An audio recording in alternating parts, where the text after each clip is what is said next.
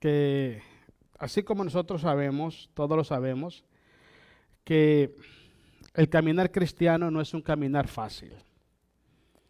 Es un caminar de pruebas, un caminar de luchas, es un caminar de batallas, de obstáculos, de tentaciones, de necesidades. El que no ha pasado eso, sencillamente no está vivo, no está en este mundo o no es cristiano. Pero cuando aceptamos a Jesús, nos damos cuenta, hermanos, que hay diversos tipos de obstáculos y batallas que tenemos que enfrentar y superar en el nombre de Jesús. Cuando el apóstol Pablo dice en Corintios, hermanos, que el Señor nos lleva a nosotros de triunfo en triunfo y de victoria en victoria, eso es lo que está hablando. Está hablando que para que usted sea un pueblo victorioso, un pueblo que esté en victoria, tiene que estar enfrentando obstáculos, barreras, enemigos todos los días. Bueno, entendemos que esa es la vida como cristiano, pero el punto es, ese es el tema de hoy.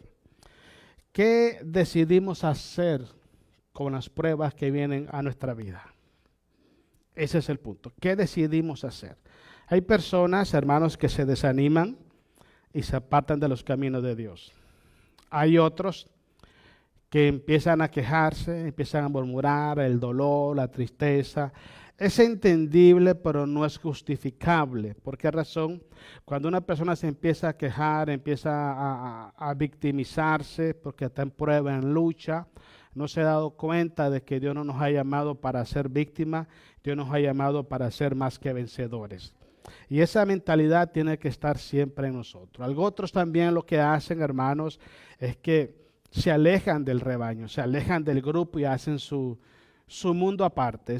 Ese no es el plan de Dios. El plan de Dios es que estemos unidos, ¿ok? No importando que seamos imperfectos, que cometamos errores, que fallemos, lo que sea. Tenemos que amarnos por lo que somos y estar unidos. Y hay otros hermanos que se apartan y empiezan a culpar a otras personas. Y ese es el punto clave de la predicación de esta noche, hermano, que hay gente que no sabe qué hacer con las pruebas. Y esa es la pregunta, ¿qué hacemos con las pruebas que vienen sobre nuestras vidas? Hay algunos que entendemos que las pruebas es parte esencial de nuestra vida. Cuando tiene usted la mente de Cristo y la tiene activa, porque la Biblia dice que todos los cristianos tenemos la mente de Cristo.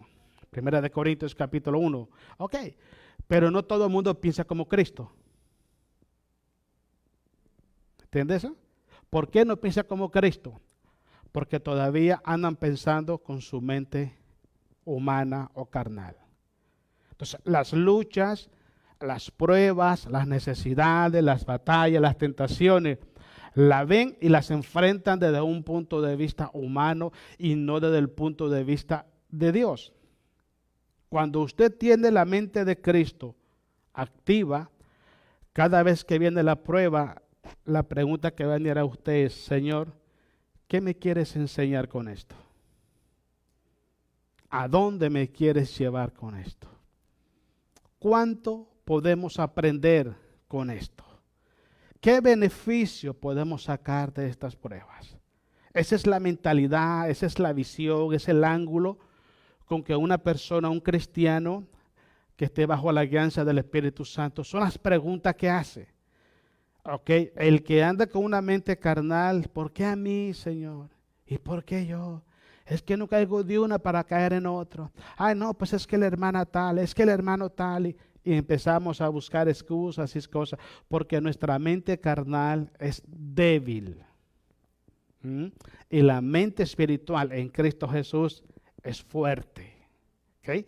Por eso Pablo dice en Romanos capítulo 12, versículo 3, dice Pablo, no os conforméis a este siglo. Escuche bien, sino transformaos por medio de la renovación de vuestro entendimiento. Cuando una persona no ha sido renovada en su mente, su vida espiritual no puede ser transformada.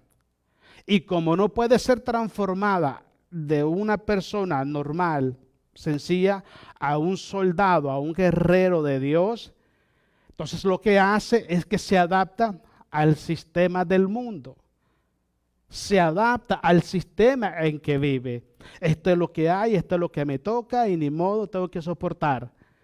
Pero cuando usted es renovado en su mente, usted mira las luchas, las batallas, las carencias, las necesidades, las enfermedades. Usted la mira desde un ángulo diferente, porque ya no es usted quien está viendo los problemas, sino que es Dios a través de usted que le está mostrando los problemas. Y eso es lo que necesitamos hoy en día, hacernos esa pregunta siempre. ¿Qué hago? ¿Qué provecho puedo sacar yo de las pruebas que estoy pasando? Siempre hablamos, hermanos, de Romanos 8:28. Siempre hablamos del pasaje bíblico. Y sabemos que los que aman a Dios, todas las cosas ayudan para bien. Y lo sabemos, creo que es uno de los versículos más populares en la iglesia. También Filipenses 4:13. Todo lo puede en Cristo. Pero a la hora de la prueba, no puede. Cede. Entonces, tenemos la palabra de Dios como un concepto, como una idea filosófica, como palabras motivacionales, pero no como palabra de poder. Cuando es palabra de poder es porque usted la cree, la palabra, y la está viviendo. Yo lo puedo todo en Cristo, porque Él me fortalece. Lo que está diciendo Pablo es, yo no le dejo a Dios todas mis cargas. Yo estoy dispuesto a pelear mis batallas, pelearlas en Cristo Jesús para ser más que vencedor. Pero si vienen las pruebas a su vida, a su hogar, su familia, su matrimonio, y usted le deja todo a Dios, vamos a orar. Solo, hermano, mira, hay problemas que no se resuelven con oración. No, necesitamos actuar. Actuar. Y un ejemplo de ello usted lo mira cuando Moisés viene con todo el pueblo de Israel y llegan al frente del Mar Rojo. Y Moisés estaba presionado porque todo el pueblo lo estaba presionando. Y Moisés oró a Dios. Señor, ¿qué hacemos? ¿Cuál fue la respuesta de Jehová? ¿Qué tienes en tus manos? Pues esta vara, solo levántala y camina. Se lo voy a decir en español. Solamente cree y verás la gloria de Dios. Lo tenemos. Pero el problema ¿dónde está? Que visualizamos las luchas y las pruebas desde un punto de vista humano y no desde un punto de vista de Dios. Y ese es el problema que tenemos. Leamos ahí, mira lo que pasa con el apóstol Pablo. Capítulo 1 de Colosenses, versículos 24 y 25. Y le damos la gloria a Jesús. Gloria a Dios. 24. Ahora me gozo, dice, en lo que padezco. ¿Usted ha escuchado un cristiano que diga que se goza porque está en prueba? Ay, estoy contento, hermano, porque me corrieron el trabajo. Aleluya. Ahí está el problema. ¿Por qué razón? Porque aunque tiene la mente de Cristo, la tiene debajo de la almohada y sigue con la mente humana. Eso es lo que pasa. Cuando la mente de Jesús está activa en tu vida, tú lo miras desde la óptica de Jesús y no de la óptica tuya. ¿Por qué razón? Cuando empezamos a mirar las cosas desde nuestro punto de vista, nos desanimamos, nos cansamos, nos frustramos, no resolvemos los problemas porque no tenemos la capacidad para resolver todos los problemas y acabamos una vida cristiana, hermano, en amargura, totalmente, triste, sin paz, sin gozo, sin deseo de ir a servir a Dios, de ir a ayudar a las personas. ¿Por qué razón? Porque nos cansamos, humanamente nos cansamos. ¿Cómo es posible que una persona estando preso, sentenciado, hermano, injustamente, está diciendo que se goza en las pruebas? Yo le garantizo, hermano, según lo que miramos, según lo que se ve, como dicen por ahí, lo que está a simple vista no necesita anteojos. Le voy a explicar. Más del 80% del cristiano de hoy no se goza en las pruebas. ¿Sabe por qué? Porque no sabe qué hacer con las pruebas. No le saca provecho a las pruebas. Las pruebas es una oportunidad que Dios te da a ti para que podamos ver su gloria moviéndose en nuestra vida. Es una oportunidad, pero no lo miramos así. ¿Por qué razón? Porque no estamos dispuestos a padecer por la causa de Jesús. ¿Por qué? Porque nuestro entendimiento, nuestra mente no ha sido renovada. Estamos fuera de Egipto, pero todavía tenemos la mente de esclavos. Salimos del mundo, pero todavía tenemos la mente del mundo. Resolvemos los problemas, enfrentamos los problemas, visualizamos los problemas desde la perspectiva del mundo en que estamos, de nuestra naturaleza humana y no de la perspectiva de Dios. ¿Sabe qué hizo Jehová el Señor para quitarle esa mente a Moisés? Lo llevó 40 años al desierto y lo probó y lo transformó, porque si Moisés hubiera venido con esa mentalidad de egipcio, Moisés no hubiera podido llevar al pueblo a donde lo llevó. No hubiera podido. ¿Y por qué Israel fracasó en el desierto? Porque aunque salieron de Egipto, Egipto nunca salió de sus corazones. Y eso es lo que estamos hablando de Romanos capítulo 12. No os conforméis a Egipto, sino transformaos por medio de la renovación de vuestro entendimiento. Si ellos hubieran dicho, somos libres ahora. Ya no somos esclavos en Egipto. Ya no estamos bajo el yugo del faraón. Somos libres. Ahora vamos a obedecer a Jesús. Y vamos a amar a Jesús y vamos a hacer la voluntad de Dios. La mentalidad hubiera cambiado. ¿Qué pasaba cuando venían los problemas? Moisés, mándanos para Egipto mejor. Allá estábamos mejor. Allá teníamos cebolla, teníamos pepino, teníamos tomate. Así dice la Biblia. Consíguenos hombres que nos regresen para atrás mejor. Estamos mejor allá. ¿Cómo va a estar mejor en una esclavitud que estar bajo la sombra del Altísimo? Porque usted pregunta esto, hermano, a la gente hoy, al cristianismo de hoy. Hágale esta pregunta, ¿qué es mejor? ¿Volver al mundo? ¿A la esclavitud del pecado? ¿O estar en la presencia de Dios? 100% decimos que es mejor estar en la presencia de Dios. Pero más del 80% tienen el corazón todavía en Egipto. ¿Entiendes? Porque en la teoría saben que es lo correcto, pero en la práctica no lo pueden hacer. ¿Por qué? Porque no están renovados en su mente. Y si no hay renovación, no hay transformación en su vida. Siguen pensando como que si no fueran hijos de Dios. Sigamos leyendo. Espero que me esté entendiendo. Dice así, ahora me gozo, dice, en lo que padezco por vosotros. Escuche bien. Y cumplo en mi carne lo que falta de las aflicciones de Cristo por su cuerpo, que es la iglesia. ¿Cuál una de las ventajas, uno de los provechos que debemos de sacar en las pruebas? Cuando usted padece por la causa de Jesucristo, dice el apóstol Pedro, no se avergüence, sino que glorifique a Dios. Cuando usted padece por la causa de Jesucristo, hermano, es porque usted está haciendo el trabajo que Cristo le mandó a hacer por su iglesia. Yo dije esto una vez y quiero repetírselo. Nadie va a apedrear a un árbol que no da fruto. Ni le ponemos cuidado. Siempre el diablo va a apedrear al árbol que da fruto. Cuando usted empieza y decide, determina ser transformado y ser renovado en su mente y pensar como piensa Jesús, usted dice, no importa que me critiquen, porque eso es señal que estoy haciendo bien las cosas.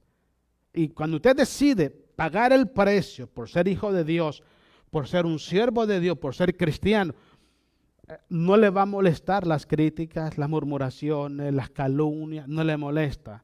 Porque eso es normal que el Hijo de Dios padezca esto y es normal que los instrumentos del maligno se presten para eso. Pero en medio de esa situación nos gozamos. ¿Por qué? Porque sabemos que si el diablo nos está apedreando es porque le estamos picando la costilla, es porque le estamos estorbando. Cuando usted no estorba al diablo, ni se mueve, pues tranquilo, felices. Hay problemas en la iglesia, ni me doy ni cuenta, ni me interesa, ni me agarro compromiso, me da lo mismo. Vengo cuando quiero. Una vez un hermano platicó de una persona que iba a otra iglesia y lo invitó a la iglesia y dijo, no, ¿sabes qué? A mí solamente me gusta ir a tal iglesia. ¿Por qué? Porque ahí no te andan llamando que dónde estaba, que por qué no llegaste a la iglesia. Voy cuando quiero, hago lo que quiero. ¿Usted cree que esas personas están en la mira del diablo? No, están en las manos del diablo ya. ¿Cómo yo voy a decir eso? Ay, no es que no me gusta porque me están llamando para que vaya a la iglesia, para que vayamos a orar, para que vayamos a... Es una responsabilidad de nosotros como cristianos. Si usted y yo, con nuestras acciones, demostramos que no amamos la obra de Dios y que no estamos dispuestos a poner nuestro granito de arena, porque todos tenemos una función y también una responsabilidad en la iglesia. Esto no es de dos personas, esto es de todos, porque todos somos miembros del cuerpo de Cristo. Pero si yo como miembro del cuerpo de Cristo me da lo mismo, que cada quien haga lo que quiera, me da lo mismo. Sencillamente, el diablo no me va a apedrear. ¿Sabe por qué? Porque ya me tiene en sus manos. Se lo voy a decir por qué. Cuando una persona me dice a mí que ama a Jesús, ponga atención, cuando una persona me dice a mí que ama al pueblo de Dios, que ama la obra de Dios, que ama la palabra de Dios, pero no hace nada bueno por ella, es porque ya te siente lo malo por el enemigo. Quiero decir siempre eso. Cuando yo dejo de hacer lo bueno, es porque ya estoy haciendo lo malo. No hay un punto neutral. No lo hay. O le sirve a uno o le sirve al otro. No hay un punto neutral. Entonces, si yo dejo de hacer las cosas que Dios me manda a hacer, sé que no soy perfecto, tampoco usted es perfecto, aquí nadie es perfecto, pero el punto es la intención de levantarnos y caminar, de levantarnos e ir donde está la necesidad, de ponernos a pensar y decir, voy a ir a la iglesia, ¿qué puedo hacer yo para ayudar a la iglesia donde Dios me puso, donde Dios me trajo? ¿Qué tanto puedo ayudar yo con mi vida, con mi conocimiento, con mi fuerza, con mi experiencia, con mi talento, para que la iglesia crezca? Y cuando el Espíritu Santo le dice, puedes ayudar de esta manera, manos a la obra. Tener esa mentalidad de querer ver la iglesia creciendo, esa mentalidad de saber que la iglesia tiene necesidad, que estamos en batalla, estamos en lucha, estamos en necesidad, y ¿qué puedo hacer yo? Voy a hacer algo por la iglesia. Eso es lo que Dios quiere y espera de nosotros. Pero si yo me hago el de la vista gorda y volteo por otro lado, que otros se encarguen de eso. Sencillamente el diablo no me va a apedrear. Porque no puede, ya me tiene en sus manos. El día que usted y yo dejamos de hacer lo bueno para Dios, para Cristo, para su iglesia, es porque estamos haciendo lo malo ya para el enemigo.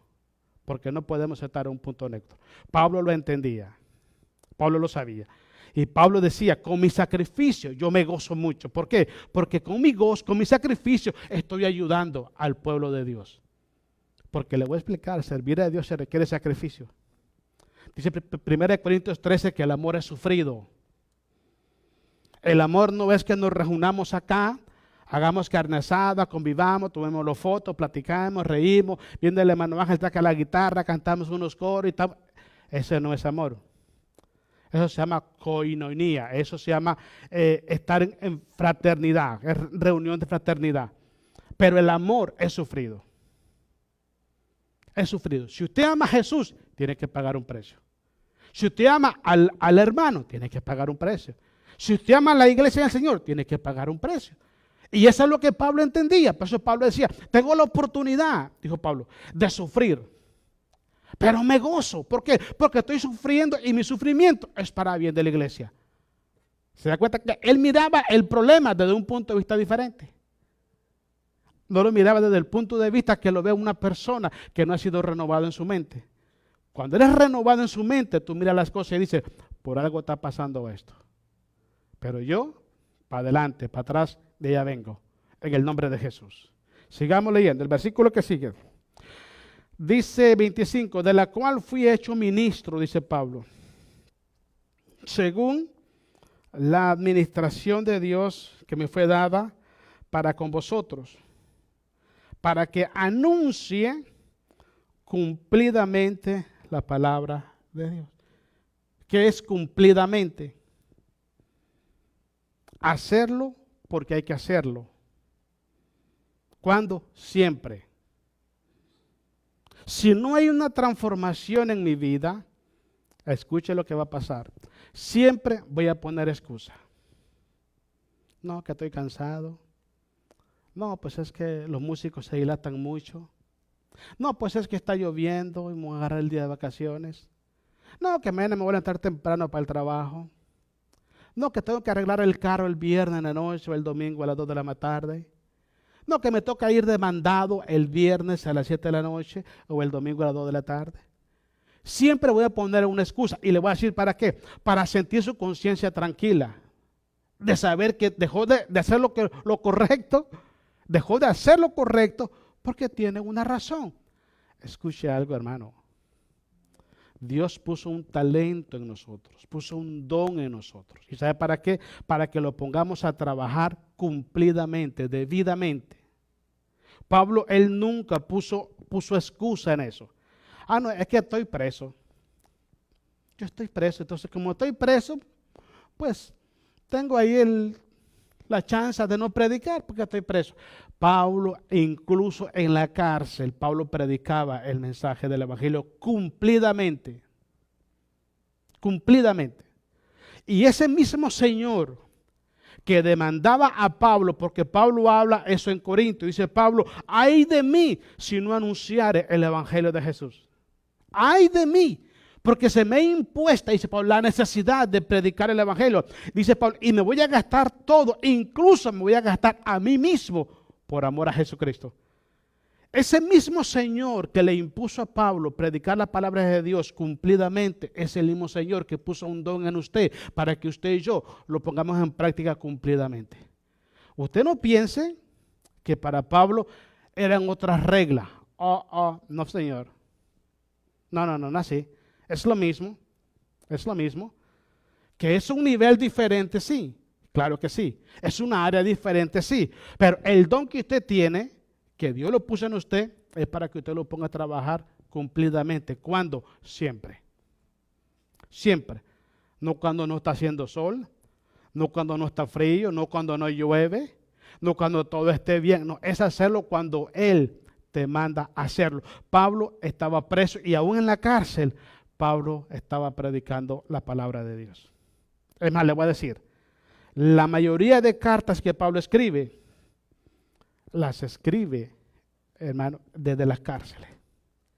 Regocijaos, os digo, otra vez os digo regocijaos, en Filipenses capítulo 4.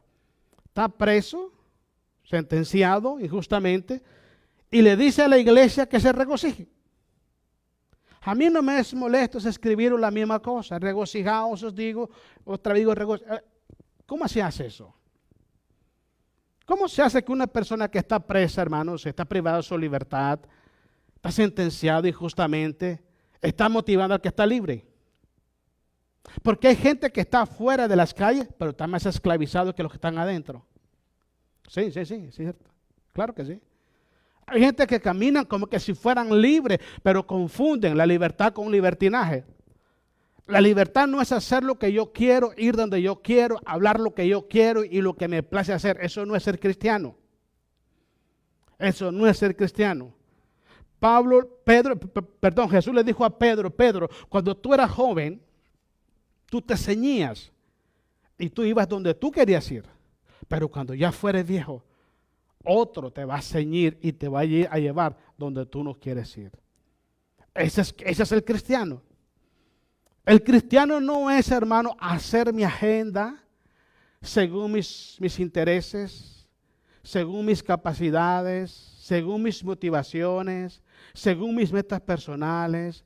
Y después que tengo mi agenda personal, involucro a Dios. Ese no es el cristiano. No es el cristiano. El cristiano primeramente involucra a Dios y le pide a Dios que le llene su agenda. Pablo dice en Hechos capítulo 9, Señor, ¿qué tú quieres que yo haga? Pablo no le dijo, Señor, bueno, ahora que soy salvo, a mí me encanta predicar, Señor. Voy a ser predicador, voy a ir a las naciones a predicar y voy a llevar la palabra para allá y voy a hacer No dijo eso. No, él dijo, Señor, ¿qué tú quieres que yo haga? Porque quien pone las reglas del reino es el rey. Y usted y yo no somos reyes, hermano. No lo somos. Entonces, ¿qué hacemos con las pruebas? Vámonos a 2 de Corintios, capítulo 1, versículo 3 al 7. Una de las cosas que podemos hacer con las pruebas es crecer. Escuche bien. Crecer, madurar espiritualmente para socorrer al que está pasando diversas pruebas también. Miré ahora en el Facebook algo que estaba ahí, me gustó y creo que lo posteé. Y decía esto, ponga atención a lo que decía. Cuando una persona, dice ahí, empiece a criticar tu vida, escuche lo que dice, préstale tus zapatos para que sienta lo que tú sientes. ¿Entiendes eso? Cuando una persona me dice, soy cristiano, y no entiende que en el mundo tendremos aflicciones y que debemos confiar siempre en Jesús, ¿sabe qué pasa? No está preparado para socorrer a otras personas. Entonces, ¿qué hacemos con las pruebas? Aprendamos a ser hombres y mujeres maduros en la fe. ¿Ok? Personas que estemos dispuestos y preparados para ayudar al que esté pasando ese mismo problema. Una persona que no ha estado en los zapatos de otros no puede entender a esa persona. No puede. Claro que no. Entonces muchas veces Dios permite en nosotros las aflicciones para que podamos crecer y madurar espiritualmente y más adelante, nunca sabemos, ayudar al que esté necesitado. Pero ¿qué hacemos con las aflicciones? ¿Le sacamos ese provecho o no sacamos ese provecho? Porque Pablo sacaba provecho. Me gozo en mi sufrimiento, pero que aún así estoy padeciendo por la causa de Jesús. Y él sabía que sufrir era una señal, es una evidencia, una comprobación de que estaba sirviéndole a Dios. Sacaba provecho de la prueba. También aquí vemos cómo él pasa muchísimas pruebas, hermanos, aflicciones, pero él también usó esas aflicciones para graduarse de consejero espiritual. Una persona que no quiere pasar las aflicciones no puede ser un consejero espiritual. Así diga lo que diga, no puede. ¿Por qué razón? Pablo decía en el libro de Gálatas, de aquí en adelante nadie me cause molestia porque en mi cuerpo llevo las marcas de Jesús. Siempre he dicho yo esto. Una persona, hermano, que rehúsa hacer la obra de Dios en el tiempo que Dios lo manda a hacer.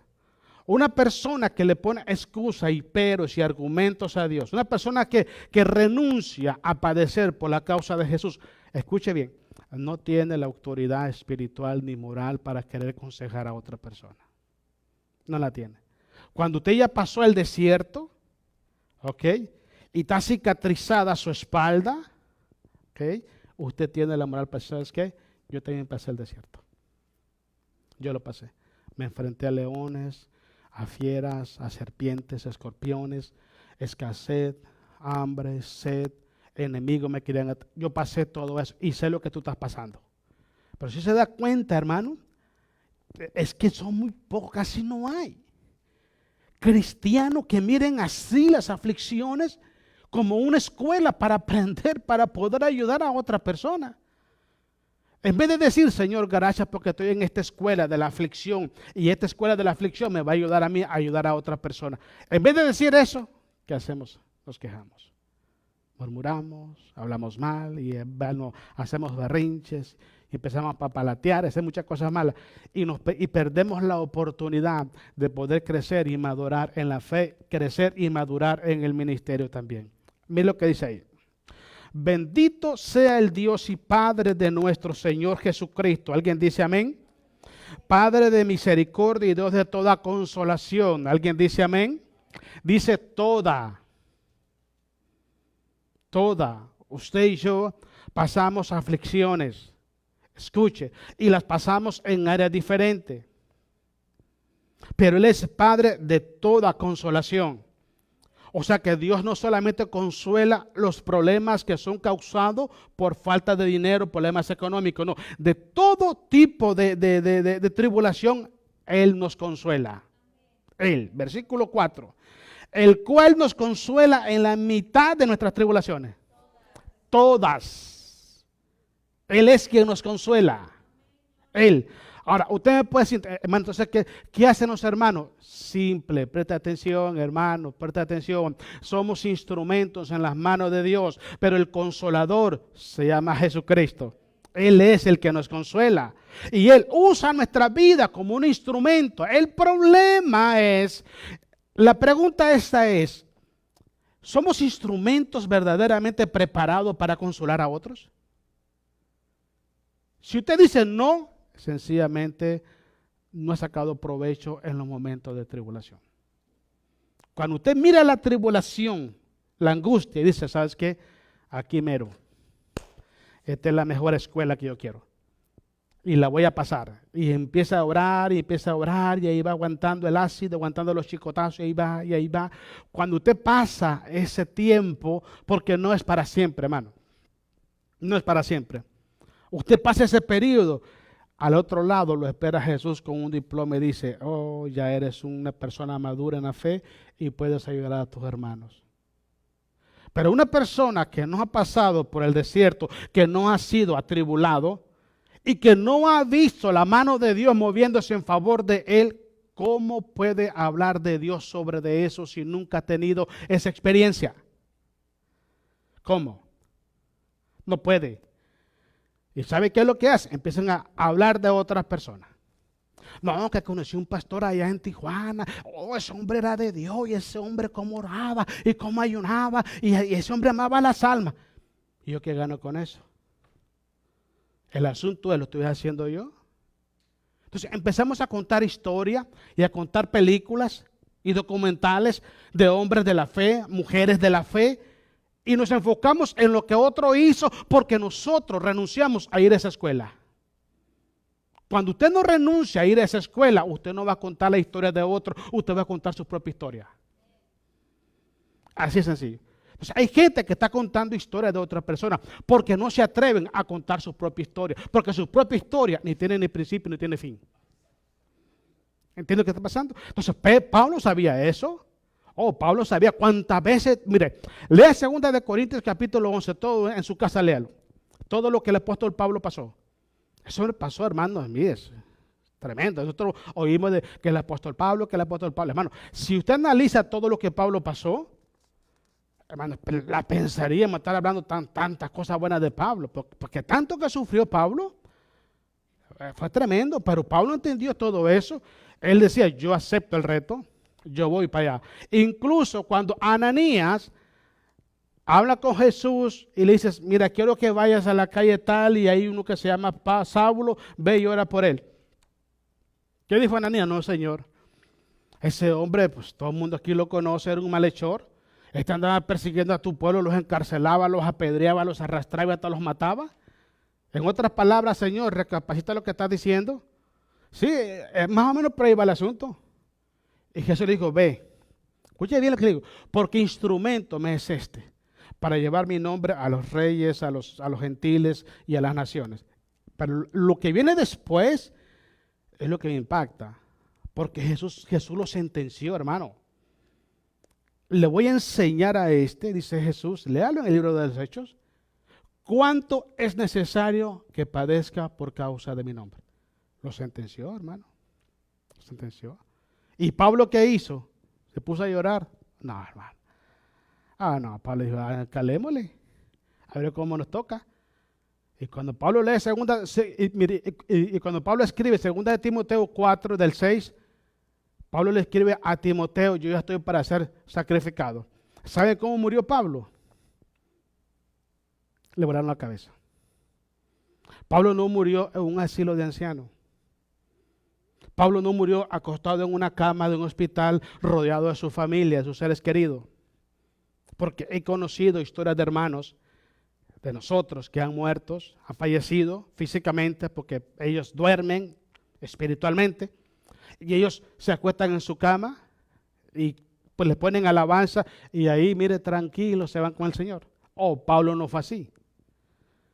Y para peor de los casos, hermanos, al apóstol Pablo y al apóstol Pedro fueron los únicos 2 apóstoles a quien el Señor le mostró cuándo y cómo debían de morir. Pero en ambos casos, hermano, me impacta mucho la vida de estas 2 personas. Porque en ambos casos, hermano, yo veo en estos 2 apóstoles que ellos no estaban preocupados de cómo y cuándo lo iban a matar. Estaban preocupados por la iglesia. O sea que mañana me fusilan, pues estoy preocupado por ustedes. Yo estoy bien, no se preocupe, estoy tranquilo. Mañana me pegan un balazo. Esa es tontera, hombre. Imagínense así. Qué locura esa, hermano. Pablo la pasó difícil, hermano. Yo creo que Pablo era el tipo de persona que él venía aquí, se quitaba su túnica y solo con ver su espalda, hermano, toda lancereada, hermano, todo el mundo quedaba quieto. A ver, ¿cómo le contradecía a una persona de esa? Tenía la autoridad moral y espiritual para exhortarnos a nosotros, para mostrarnos lo que era correcto, porque él lo estaba viviendo a la plenitud, hermano. Y eso es lo que debemos entender y aprender nosotros también. En los momentos difíciles es cuando verdaderamente sale a luz nuestra verdadera identidad. Ahí es cuando se ven los verdaderos guerreros de Dios, la gente que le echa para adelante. Mire, sigamos leyendo, hermano, porque esto está bueno. Dice, el cual nos consuela en todas nuestras tribulaciones. ¿Para qué, hermano?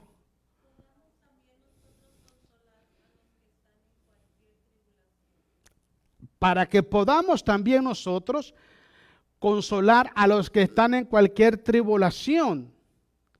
Entonces, la consolación viene por dos razones.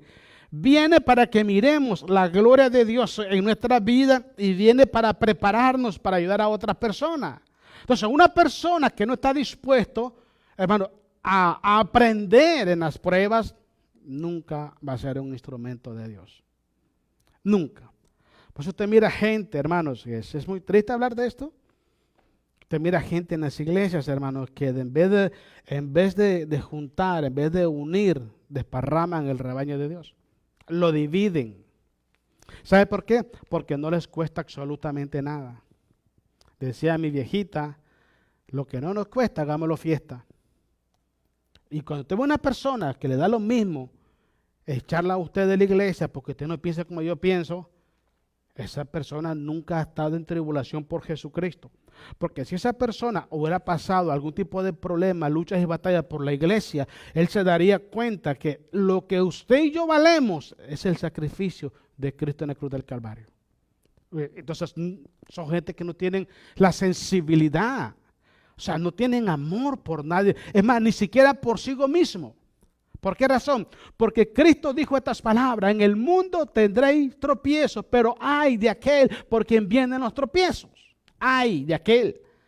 Entonces se da cuenta, una persona que ya ha pasado el desierto, que ha sido atribulado y ha sido consolado por Dios, es una persona que ama la obra de Dios y se esfuerza por ella, se sacrifica por ella y está pendiente por ella todo el tiempo. ¿Por qué razón? Porque sabe lo que cuesta cada alma. Cuesta. El sacrificio de Jesús es el precio pagado por usted. La sangre de Jesús es el precio pagado para redimir nuestra alma.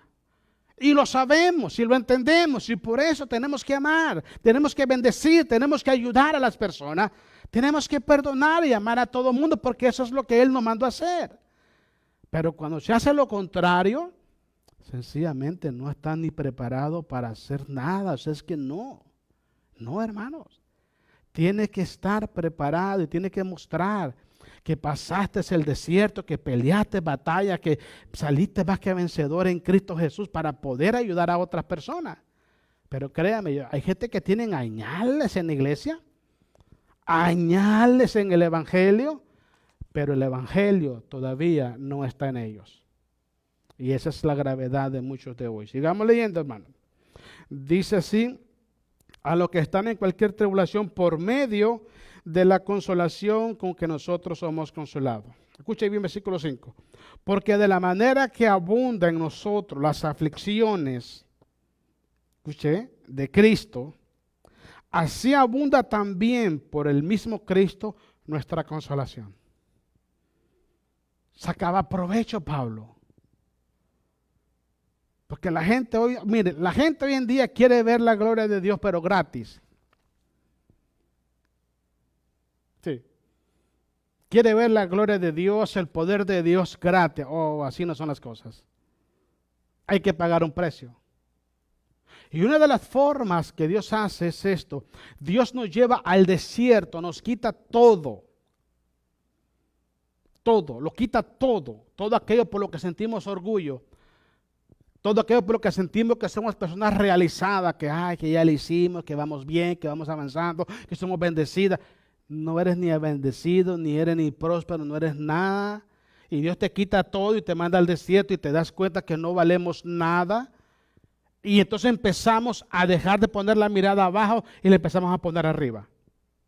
¿Entiendes cómo es eso? Eso es lo que estaba pasando aquí en la iglesia. Entonces Pablo decía, entre más aflicciones tengo en Cristo, más consolación tengo en Él. Se lo voy a traducir en español. Entre más grande es su batalla, entre más grande es su necesidad, tiene la oportunidad de ver más grande la gloria de Dios sobre su vida. Pero ¿se da cuenta que nadie lo mira así? Nadie lo ve así. No. Necesitamos estar en problema para poder ver la gloria de Dios. Pablo lo entendió perfectamente eso, hermano, y esa es la mentalidad que tenemos que tener nosotros los cristianos. La vida no es fácil, la vida no es sencilla, pero ¿sabe cuál es lo irónico de todo esto, hermano? Que allá en el mundo, hermano, cuando antes de venir a Jesús sufrimos, hermanos, olvídese. Y nunca nos quejamos, hermano. No, ahí andamos felices de la vida, hermano, arrastrando la cobija y nunca nos quejamos. Hoy venimos a Cristo y no queremos sufrir. ¿A causa de qué? ¿Por qué? Si la Biblia dice, por causa de ti, Pablo habla en Romano, por causa de ti somos contados como ovejas para el matadero, somos muertos por causa de ti. Jesús nos dijo a nosotros, seréis aborrecidos por los hombres por causa de mi nombre. Y seréis aborrecidos por el mundo, porque no soy del mundo. Entonces, ¿a causa de qué venimos a Cristo? Ay, no, que no quiero sufrir. ¿A causa de qué? ¿Tenemos una corona o qué? El punto de todo esto es, hermanos, las pruebas, las luchas nos hacen mejores cristianos cada día. Nos hacen mejores. ¿Sabe por qué? Porque nos sensibilizamos con las personas de afuera. Claro que sí. Miramos a la gente y decimos, ¿sabes qué? Eso necesitan ayuda, hay que ayudar. Oremos por ello y bendigámoslo en el nombre de Jesús. Invitémoslo a la iglesia. Porque si alguien, mire, la gente que lo invitó a usted, la gente que oró por usted, la gente que ayunó por usted, si lo hubiera dejado de hacer, usted no estuviera aquí. ¿Y dónde cree que estuviera? ¿A dónde? ¿En el paraíso? No lo creo. No lo creo. Hubieron personas, hermanos, que se atrevieron a evangelizarnos. Hubieron personas que tuvieron el valor de explicarnos el evangelio aunque nos molestaba. Hubieron gente que ayunaron y oraron para que nosotros viniéramos a los pies de Jesús. Entonces hagamos lo mismo nosotros. ¿Sí se dan cuenta cómo es esto? Jesús dice, da de gracia lo que de gracia recibisteis. Y eso es, hemos venido a la casa de Dios, hemos venido a los pies de Dios, porque han habido siervos de Dios que oraron y ayunaron por nosotros y rompieron esas cadenas que nos estaban atando. Porque eso es la oración, es romper esas cadenas para que seamos libres en nuestra voluntad, en nuestras decisiones, en nuestra mente y tomemos decisiones correctas. Pablo entendió eso. Pablo sacaba la ventaja, pero Pablo decía, no, entre más aflicciones tengo, más consolación tengo. Entonces que vengan las aflicciones. Esa es la mentalidad de un cristiano. Sigamos leyendo el versículo 6. Pero si somos atribulados, dice, ¿es para qué? ¿Y qué más? Dos cosas. Dos cosas. Las tribulaciones vienen por dos propósitos. Para ser consolados, es que el problema es este. O sea, ¿cómo le decimos a Dios, sáname si nunca estamos enfermos? ¿O cómo predicamos a Jesús como el sanador si nunca lo hemos enfermado? ¿Cómo predicamos a Jesús, nuestro proveedor, si nunca hemos tenido problemas económicos? Es necesario dejarlo todo. Moisés lo dejó todo. Si usted lee el libro de Hebreos capítulo 11, dice que Moisés, él renunció a ser llamado heredero del trono del faraón. Él dejó todos los deleites y placeres de Egipto y dice que abrazó los vituperios de Cristo y caminó por el desierto como viendo al invisible. Hermano, tenía todo en el palacio del faraón. Todo es todo. Y con la promesa que se moría el faraón y él iba a ser el faraón después. Tenía todo. Pero dice el escritor de Hebreo que él renunció a todo ello y decidió abrazar los vituperios de Cristo. Hay que estar loco uno así, hermano, para hacer eso, hermano. Pero loco por Jesucristo, hermano. Locos por Jesucristo. Siempre he dicho yo esto, cuando una persona se encuentra con Jesús y se encuentra con él, tiene ese encuentro con él, hermano, te enamoras de Jesús. Te enamoras de Jesús. Y no existe nada, nadie te condiciona tu vida, nadie te condiciona tu fe, porque tu fe, tu corazón, tu vida, tu todo, te entregando en las manos de Jesús. Estás dispuesto a sacrificarlo todo por Él, todo por Él. Pablo, cuando iba para Damasco, eso fue lo que le pasó. Él se miró cara a cara con Jesús. ¿Quién eres tú, Señor? Yo soy Jesús a quien tú persigues. Y desde entonces Pablo se enamoró de Jesús. Dice Pablo que lo tenía todo, léalo en Filipenses capítulo 3, él lo tenía todo por basura con tal de ganarse a Jesús. Ahora, ¿de qué basura está hablando? Pablo era un hombre intelectualmente preparado. Se dice que sabía 8 idiomas. Tenía nacionalidad romana y nacionalidad judía. Era un hombre muy preparado. Dicen que fue condecorado con el título de el hijo honorario de Israel. Y todo lo que era, hermano, para exaltarse a sí mismo. Imagínense, hey, yo soy estudiado, estudié a los pies de Gamaliel, hablo 8 idiomas, tengo dos nacionalidades, soy preparado en esto, tengo dinero, hago esto. Eso es para exaltar al hombre. Tengo títulos, admiración del pueblo de Israel, porque él dice, en cuanto a la ley, irreprensible. Pablo, irreprensible, dijo él. Fariseo de fariseo, y en cuanto a la ley, irreprensible. Tenía tantas cosas de por qué gloriarse.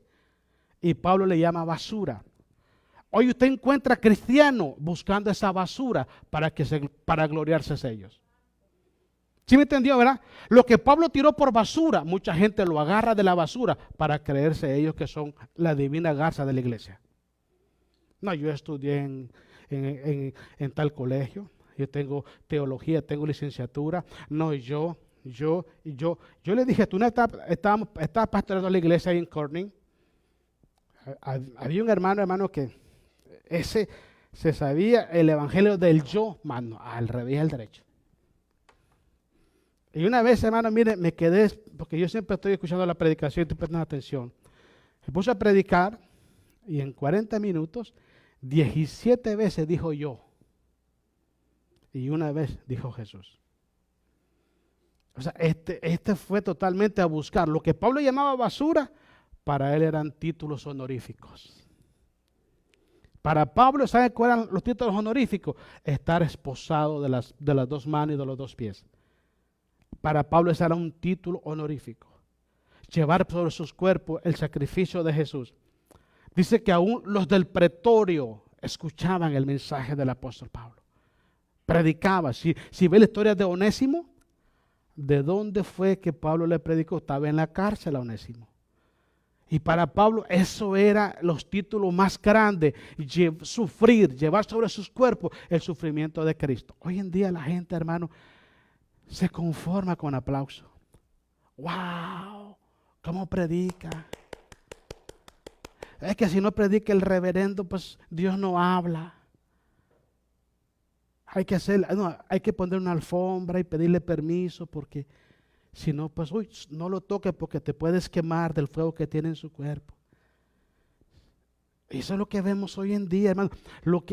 Mire, lo que este siervo de Dios le llama basura, la gente le llama logros personales.